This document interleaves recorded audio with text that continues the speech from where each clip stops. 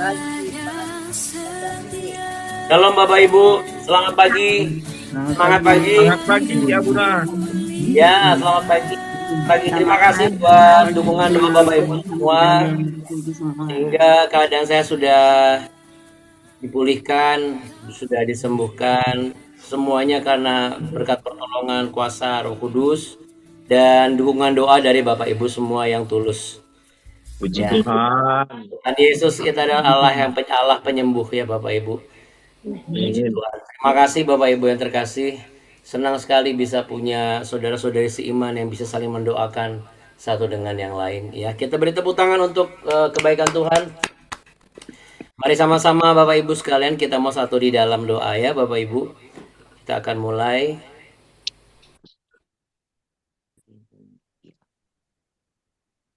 Dengan kelelahanmu seperti saya. Baik Bapak Ibu sekalian, mari kita satu di dalam doa ya. Mari kita berdoa. Bapa Surgawi, Allah yang Maha Kudus, Bapa yang kekal, Raja damai, Engkaulah Yesus Kristus, Tuhan dan Juru Selamat kami yang hidup, yang memberikan kepada kami kekuatan yang baru. Terima kasih ya Tuhan, Engkau Allah penyembuh.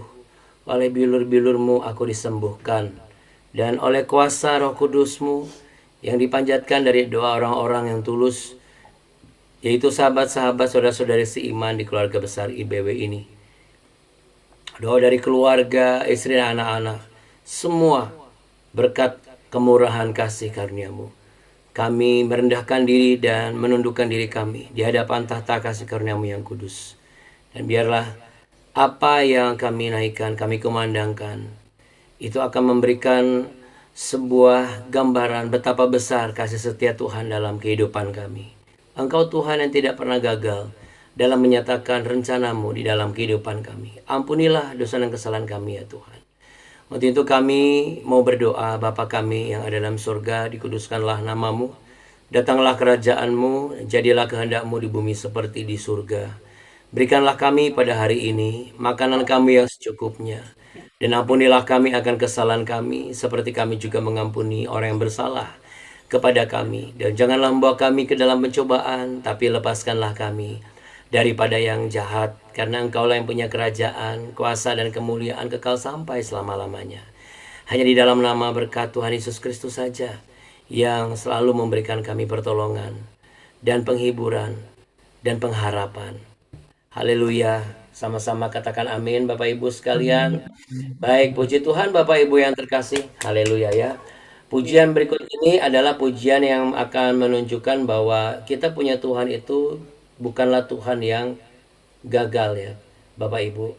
Dia tidak pernah gagal menepati janjinya. Dia tidak pernah gagal untuk menunjukkan kasih setianya. Untuk itu Bapak Ibu sekalian, berikut saya akan share mengenai pujian yang akan dinaikkan berikut ini, dan kita boleh menaikkan pujian ini bersama-sama sebagai tanda syukur kita kepada kita yang kita sembah. Dialah Tuhan yang tak pernah gagal Bapak Ibu.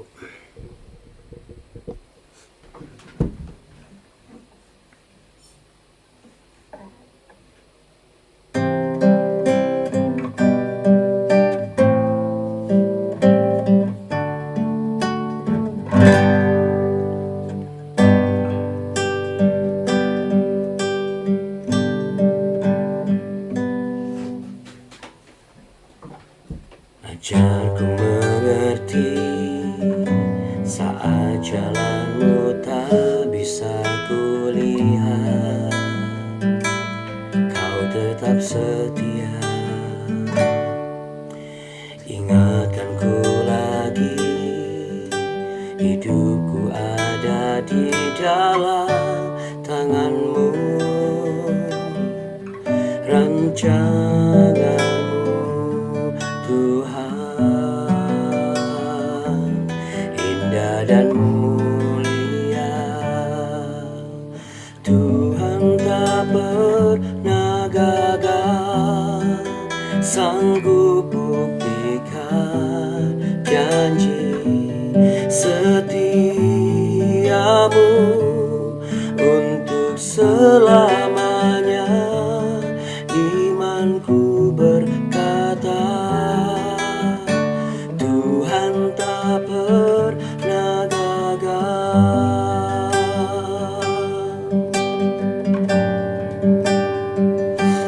Kaulah Tuhan kami yang hidup,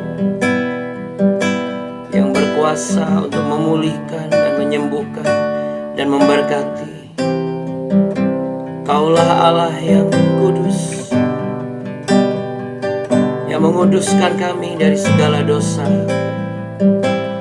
Terima kasih Tuhan Yesus.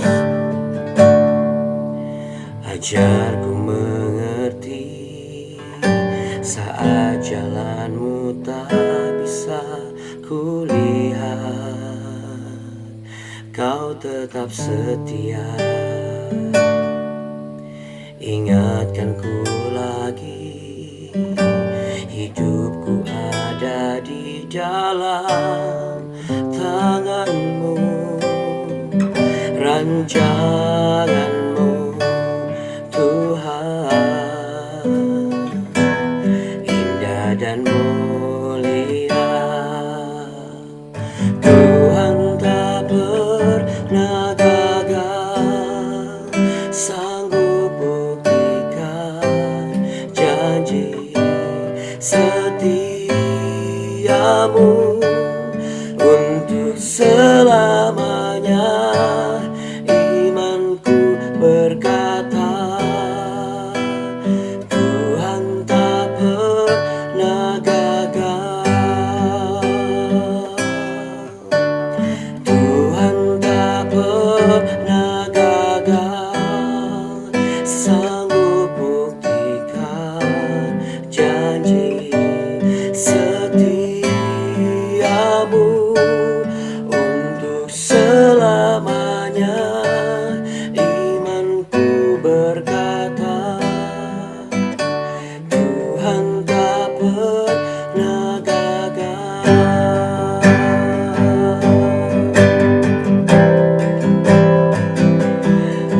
Haleluya.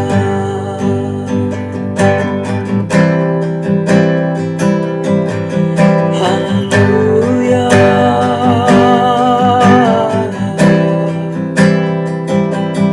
Kau ku sembah,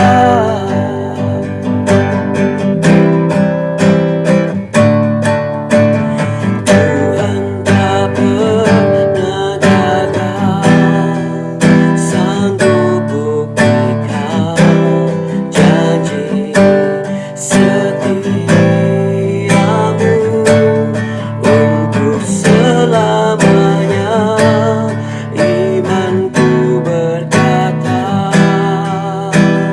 Tuhan tak pernah gagal. Haleluya Yesus. Tuhan tak pernah gagal, sanggup buktikan janji setiamu untuk selamanya. Imanku berkata, Tuhan tak pernah gagal.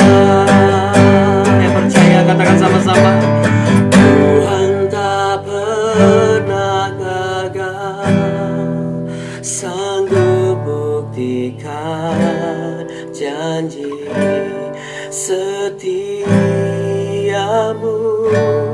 untuk selamanya. Imanku berkata, Tuhan tak pernah gagal. Tuhan tak pernah gagal, sanggup buktikan janji setiamu untuk selamanya.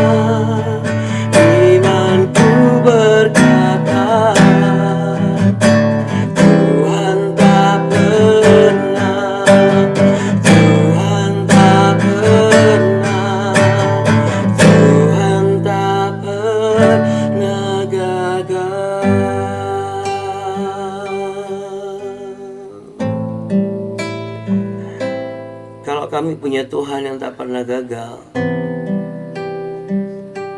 Kami tidak boleh sepakat dengan semua tuduhan-tuduhan palsu dari iblis yang mengatakan kami telah gagal menjadi orang percaya, kami telah gagal menjadi suami, kami telah gagal menjadi istri, kami telah gagal menjadi orang tua, kami telah gagal menjadi anak, kami telah gagal menjadi pelayan Tuhan. Kami tidak boleh sepakat dengan itu semua. Tuhan tak pernah gagal, sanggup buktikan janji setiamu untuk selamanya. Imanku berkata, Tuhan tak pernah gagal. Yang sepakat sama-sama katakan amin. Amin. Puji Tuhan ya Bapak Ibu sekalian. Biasa Bapak Ibu, kalau misalnya ada satu perkataan atau pemikiran, oh kamu udah gagal, kamu gak usah didengerin ya Bapak Ibu. Karena itu semua tuduhan palsu dari iblis. Dan kalau kita dengerin, biasanya malah berimbas kepada apa? Kepada hal-hal yang lainnya. Kita menjadi tidak produktif. Etos kerja kita menurun Bapak Ibu. Ya segala sesuatu yang kita kerjakan, kita pikirkan itu kayaknya gak berarti. Jadi percayalah kepada Tuhan Yesus yang ada di dalam diri saudara. Sebab kalau Dia boleh mengalahkan maut, maka tidak ada yang bisa mengalahkan saudara selama saudara hidup di dalam kasih karunia Tuhan. Ya. Untuk itu Bapak Ibu sekalian, mari sama-sama kita mau baca. Kita mau lanjutkan ya Bapak Ibu di perikop selanjutnya. Dengan judul Yoram berperang melawan Moab.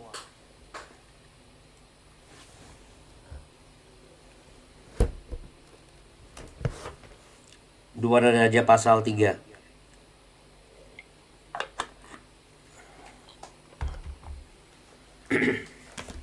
Baik Bapak Ibu sekalian.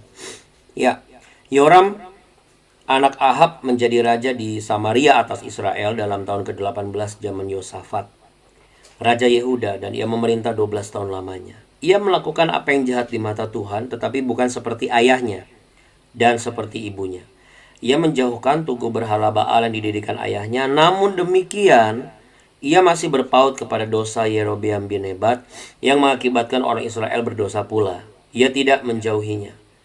Mesa, Raja Moab, adalah seorang peternak domba. Sebagai upeti ia membayar kepada Raja Israel 100.000 anak domba dan bulu dari 100.000 domba jantan. Tetapi segera sesudah Ahab mati, memberontaklah Raja Moab terhadap Raja Israel. Keluarlah Raja Yoram pada waktu itu dari Samaria, lalu ia memeriksa barisan seluruh orang Israel. Selanjutnya ia menyuruh orang kepada Yosafat, Raja Yehuda, dengan pesan, Raja Moab telah memberontak terhadap aku. Maukah engkau bersama-sama aku berperang melawan Moab? Jawabnya, aku akan maju. Kita sama-sama, aku dan kau, rakyatku dan rakyatmu, kudaku dan kudamu. Lagi ia bertanya, melalui jalan manakah kita akan maju? Jawabnya, melalui padang gurun Edom. Maka berjalanlah Raja Israel dan Raja Yehuda dan Raja Edom. Tetapi sesudah mereka berkeliling 7 hari perjalanan jauhnya, maka tidak terdapat air untuk tentara dan untuk hewan yang mengikuti mereka.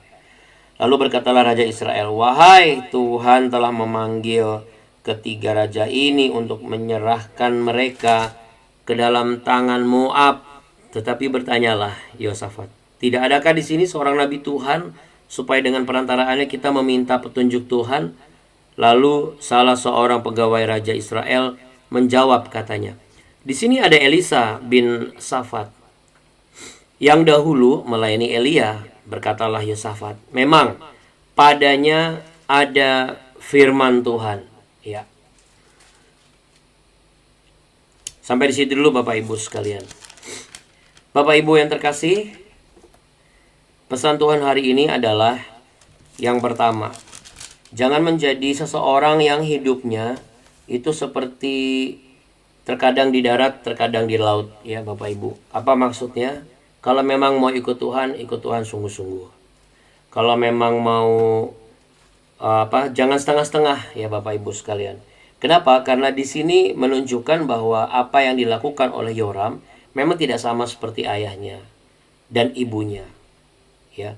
Tetapi dia masih melakukan apa yang jahat di mata Tuhan. Jadi memang bukan berarti ketika ayahnya itu hidup seperti apa, lalu ibunya hidup seperti apa, tidak berkenan, bukan berarti anaknya akan beda kok sama bapaknya, beda kok sama ibunya, begitu ya. Tetapi bukan berarti apa yang dilakukan itu, apakah itu sesuatu yang baik atau sesuatu yang jahat. Nah, itu hanya pribadi yang bersangkutan yang tahu. Nah, dari mana pribadi itu bisa memperbaiki kehidupannya? Kalau kita melihat dari ayat 1 sampai 12, kita bisa melihat bagaimana apa yang dilakukan oleh Yoram. Dia mencari bala bantuan, dia mencari persepakatan dalam mengkalkulasi dengan besarnya tentara. Tapi Bapak Ibu bisa lihat di 7 hari mereka ternyata mereka nggak dapat air. Ya, apa maksudnya ini? Sehebat-hebatnya kita Bapak Ibu, secermat-cermatnya kita, kalau kita tidak memiliki Yesus Kristus sebagai sumber dari air kehidupan kita, maka kita tidak akan bisa memastikan keberlangsungan pekerjaan dan pelayanan kita dan juga keluarga kita. Jadi Bapak Ibu sekalian terkasih, yang pertama adalah mari kita pikirkan bahwa ini bukan lagi kita hidup setengah-setengah. Ketika kita sedang dalam pekerjaan, fokuslah dalam pekerjaan. Benar-benar 100% engkau bekerja. Ya, sama seperti minggu lalu. Kita harus berani menunda dulu sesuatu yang bisa berpotensi menunda pekerjaan. Hal-hal yang tidak layak atau tidak patut untuk dibicarakan, gak usah dibicarakan dulu. Kita serahkan semuanya ke dalam tangan Tuhan. Gak usah khawatir. Karena 1 Petrus 5 ayat 7 berkata apa? Serahkan segala kekhawatiranmu kepada Tuhan. Ia yang memelihara kehidupanmu. Ia yang memelihara jalanmu. Ia yang memelihara perusahaanmu. Nah, ketika sudah sampai di rumah, udah gak usah lagi bawa yang di pekerjaan, dibawa ke rumah. Fokus lagi di rumah. Ya, kemudian ketika di pelayanan pun juga demikian. Ketika di pelayanan, ketika kita datang ke hari Sabat beribadah, itu adalah saat dimana kita datang dengan bersukacita. Kemarin kita belajar di Mazmur 100. Bersukacitalah saat kita datang beribadah. Ya, ibadah dari sini dalam konteks pertemuan antara satu dengan yang lain yang mengundang hadirat Allah, memuji menyembah Tuhan. Jadi mari kita alokasikan diri kita itu jangan setengah-setengah. Apa yang ada di kantor, kita selesaikan di kantor. Ketika kita masuk ke rumah, kita katakan shalom. Katakan apa Bapak Ibu? Shalom. Shalom, supaya shalom itu ada di dalam rumah kita. Ya, ini harus kita ajari kepada anak-anak kita. Hari-hari ini jangan lagi ada keluarga Kristen yang gak pernah ada ngomong shalom masuk rumah.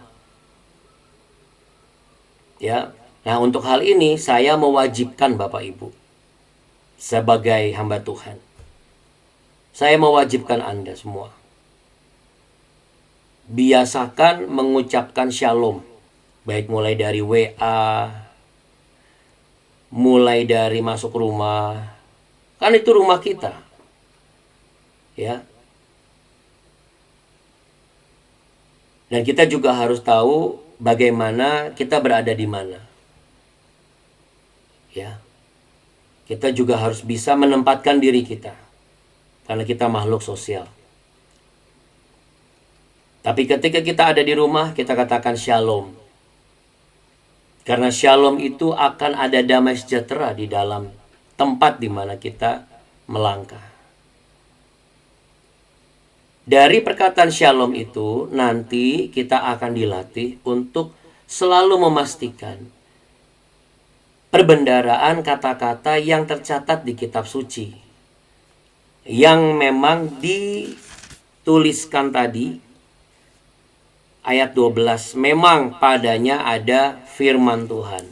Nah, Bapak Ibu, terakhir, ketika kita mengikuti BW, ketika kita mengikuti ibadah, kita diajarkan mengenai kebenaran firman Tuhan. Saya mengingatkan Bapak Ibu dan saudara-saudari terkasih semua, biasakanlah untuk tetap selalu membuka Alkitab saudara di rumah. Ya, saya katakan di rumah. Barang 5 menit, sisihkanlah waktu saudara. Ya, saya pernah singgung sisihkan itu yang dari firman Tuhan yang Abu Nikartika sampaikan di OIC, bahwa sisihkan itu adalah menyediakan dari awal, bukan menyediakan pada saat akhir. Ya, itu sisihkan.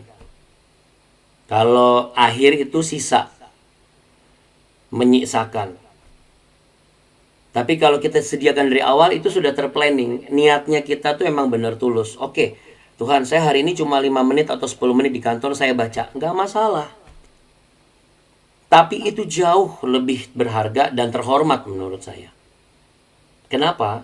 Karena kita sebagai orang percaya, kita meletakkan firman-Nya di dalam mulut kita. Karena kita ini makhluk yang tidak bertarak, Bapak Ibu. Kita ini makhluk yang tidak sempurna. Kita bisa sempurna kalau ada campur tangan kuasa Roh Kudus. Kita bisa sabar, kita bisa mengampuni, kita bisa memahami, kita bisa memaklumi. Itu semua campur tangan Roh Kudus. Di luar dari itu, kita nggak bisa. Sabarnya kita itu pasti ada batasnya. Kenapa? Karena logika kita akan mengajari mulut kita seperti itu. Tetapi ketika kita marah, ketika kita kesal, ketika kita kecewa, ketika kita sedih, ketika kita bergurau, ketika kita bercanda, segala sesuatu itu nanti akan ada kanvas remnya. Kalau apa? Firman Tuhan itu ada di mulut kita. Mulut kita tidak sembarangan bicara. Kita tahu mana batasannya. Sehingga kita sendiri nanti yang akan dituntun oleh kuasa dari firman Tuhan. Lagi pula, firman Allah dikatakan sebagai pedang dalam alat perlengkapan persenjataan rohani kita. Jadi kalau kita membaca firman Tuhan setiap hari di luar dari pertemuan BW saudara, maka saudara sedang menyiapkan pedang yang siap untuk mengalahkan musuh. Karena untuk orang-orang iman, orang-orang percaya, bukan hanya musuh dalam sisi kompetitor dalam bisnis, tetapi musuh kita itu bukan darah dan daging, tapi penguasa-penguasa di udara, penghulu-penghulu setan. Masih adakah firman itu di dalam mulut kita? Ini pertanyaan yang sangat penting. Masih adakah firman Tuhan itu di mulut kita? Disitulah faedah firman itu berkuasa kalau kita perkatakan, Tuhan Yesus memberkati ya, dia diberkati. Terima kasih Tuhan atas berkat-Mu. Berkat itu akan terus ada di dalam kehidupan kita. Aku percaya Tuhan, aku sembuh, maka sembuhlah aku. Kita doakan orang sakit. Saya perkatakan, engkau sembuh, maka yang didoakan sembuh. Masih adakah firman Tuhan itu ada pada mulut kita, saudara? Ya, ini catatan untuk hari ini. Mari kita mulai dengan sesuatu yang baik. Ya, lagi pula saya berkali-kali katakan 2 Timotius 3:16 berkata, segala tulisan yang diilhamkan Allah itu memang bermanfaat untuk mengajar, menyatakan kesalahan, memperbaiki kelakuan. Supaya orang-orang yang hidup di dalam kebenarannya tidak keluar dari jalan yang benar. Ya, Bapak Ibu yang terkasih, saudara-saudari seiman. Mari Bapak Ibu, pastikan di mulut lidah kita masih ada firman Tuhan. Dan pastikan kita jangan lagi setengah-setengah. Ikut Tuhan, harus ikut Tuhan terus. Ya. Begitu baca firman Tuhan terus. Jangan setengah-setengah. Dan jangan berpikir bahwa dengan segala kekuatan dalam sekian banyak atau dengan sekian melimpahnya kita mampu.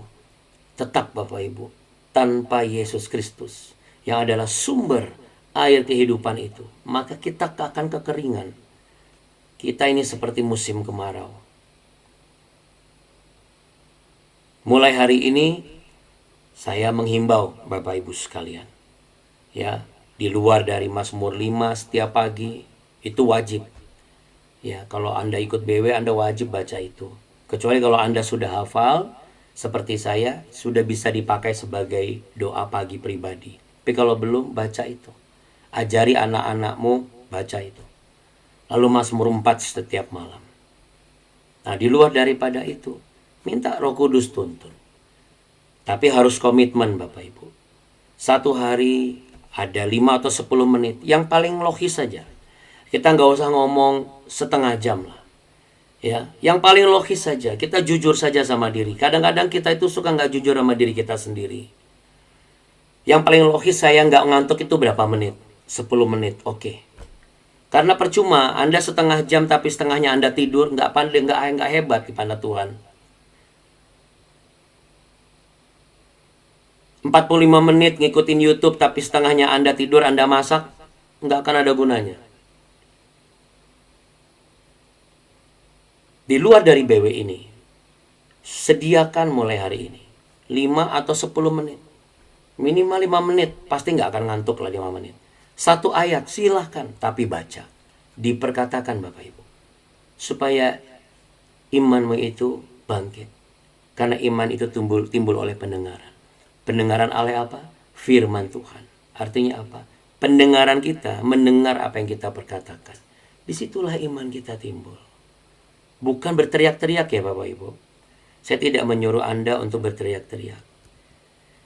Tapi diperkatakan. Anda berkata, Anda bisa mendengar dengan telinga Anda sendiri. Itu sudah cukup. Mulai dari situ dulu. Mari Bapak Ibu kita berbenah diri. Kita harus menjadi orang-orang Kristen yang mampu untuk menjaga prinsip dan juga dasar kebenaran. Ya. Dan ini berlaku interdenominasi. Ini sangat-sangat umum kok. Ya, ini tidak mengubah doktrin gereja Saudara. Ini tidak akan mengubah apapun yang menjadi asal muasal gereja Saudara. Karena yang saya ajarkan adalah kehidupan pribadi Saudara dengan Tuhan.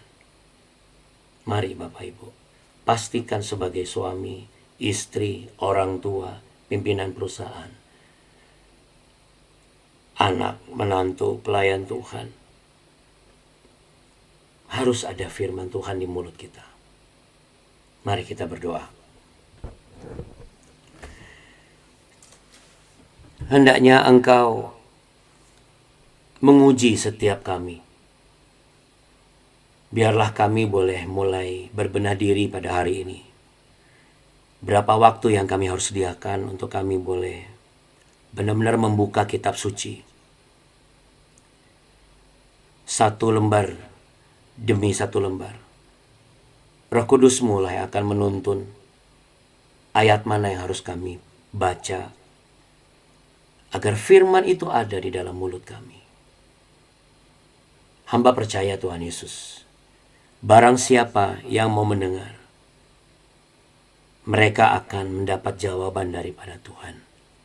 Barang siapa yang mau melakukan, mereka akan mendapatkan berkat yang berkelimpahan.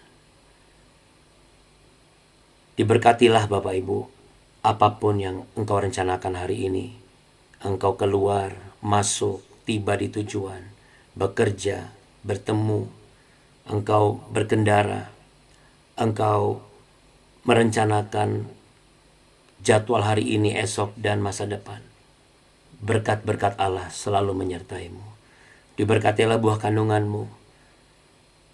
Semua yang sedang engkau jalani dalam menjaga kesehatan, dalam aktivitasmu, diberkatilah keturunanmu dan anak-anakmu, diberkatilah anak cucumu hari ini yang akan ujian. Biarlah anak cucu kita diberikan kecerdasan, kesadaran diri, bahwa mereka adalah generasi yang memegang masa depan. Mereka tidak boleh menjadi generasi yang gagal. Mereka harus menjadi generasi yang berhasil. Berhasil dalam memahami kebenaran firman Tuhan. Maka mereka berhasil untuk menaklukkan dunia ini. Dan diberkatilah bagi yang sedang dirawat di rumah sakit. Seperti Noel, cucu dari Ibu Femi. Kiranya pemulihan yang sempurna Tuhan kerjakan. Tuhan nyatakan. Dan diberkatilah tubuh yang sakit dengan kesembuhan. Seperti Pak Dwi. Kalau engkau percaya, kalau engkau beroleh hikmat, merendahkan diri, kakimu tidak bengkak lagi. Perkatakan dengan iman, engkau akan sembuh. Dan diberkatilah kita semua yang mau melakukan firman Tuhan hari ini. Tidak lagi hidup setengah-setengah dalam mengikuti jalan Tuhan. Tidak lagi mengandalkan kekuatan manusia dan kekayaan kita. Tetapi mengandalkan Yesus Kristus sebagai sumber mata air kehidupan orang percaya. Karena apa yang kita dapat daripadanya, kita tidak akan merasa haus lagi. Dan di setiap mulut lidah kita, tidak lagi selain firman Tuhan. Hanya firman Tuhan saja yang ada. Tidak lagi ada yang lain. Itulah kerinduan kami. Inilah kerinduan hamba-Mu. Supaya setiap orang yang ikut BW ini benar-benar menjadi penyembah-Mu yang setia. Terima kasih Tuhan. Kami percaya Engkau memberkati orang-orang yang sudah memberkati kami. Dan setiap berkat yang kami terima, kami kembalikan bagi hormat dan kemuliaan Tuhan. Bapak Ibu, terimalah berkat damai sejahtera cinta kasih Tuhan Yesus dalam pertolongan Roh Kudus dan tuntunan firman Tuhan yang kau mulai baca lagi setiap hari. Diberkatilah setiap orang yang sungguh-sungguh mau melakukannya. Sebab Tuhan Yesus memberkatimu berlimpah-limpah. Tuhan Yesus menyinarimu dengan wajahnya dan memberimu kasih karunia. Tuhan Yesus menghadapkan wajahnya kepadamu untuk memberimu kehidupan. Masa depan yang penuh harapan indah pada waktunya. Dan di dalam nama Tuhan Yesus, di dalam berkat nama Juru Selamat kita yang hidup, biarlah setiap orang yang diberkati dan siap menjadi berkat. Boleh sama-sama katakan amin. Amin. Amin Bapak Ibu sekalian. Amin. Terima kasih ya Bunda. Semoga Bunda semakin Iya Bunda, ya Buni, sehat-sehat kita semua. Dan dulu buat semuanya ya. Katakan semangat saudaraku. Tuhan Yesus memberkati. Saudaraku. saudaraku Tuhan Yesus memberkati. Jangan kasih kendor. dan teman-teman Kami salam buat ya. Oke Bapak Ibu. Iya sama-sama. Tetap sehat, terus semangat. Jadi berkat. Oke. Aman-aman hidup kita supaya kita apa Bapak Ibu? Amin amin. Amin. Yes. Memberkati Bapak Ibu semuanya. Shalom. Terima kasih ya Bunda. Semua, sehat-sehat kita semua. Terima kasih Bapak. Abuni semuanya, terima kasih. Abuna sehat ya? Bunda, semua. Puji Tuhan. Sehat-sehat ya Bunda, sehat-sehat ya Buni. Amin. Terima kasih Bu Helmi. Shalom Bapak dan Ibu. Terima kasih atas doanya. Abuna Terima kasih, sudah Abu Ni. sehat. Terima kasih, Amin. Abu Ni. Tuhan berkati Bapak dan Ibu dalam keadaan sehat dan Tuhan Yesus memberkati. Amin. Terima kasih ya, Bang. Amin. Itu baik Bapak Ibu sekalian. Iya, terima kasih ya sekali lagi buat doanya. Saya sehat walafiat pulihkan. Iya, amin. Ya, oke. Harus Abuna, harus sehat-sehat. Abuni juga ya. Oke, pasti. Terima kasih ya Bapak Ibu semua ya. Tuhan berkati Bapak Ibu. Shalom. Terima kasih ya Buna. Sama. Buni, Bu Leri, semuanya. Bye-bye. Bu Leri. Bye-bye.